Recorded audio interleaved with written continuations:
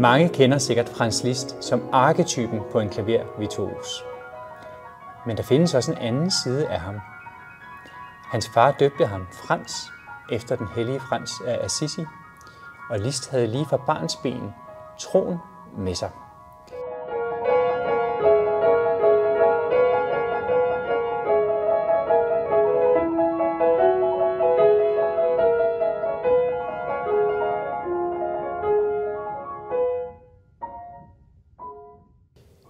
Det førte til, at han senere skrev en række klaverværker med religiøse motiver, helgener, der gik på vandet, bibelske lignelser med springvand og meget andet. Og jeg har stykket et program sammen med musik af Franz Liszt, Guddommelige Visioner, hvor vi hører denne nye overraskende side af Liszt.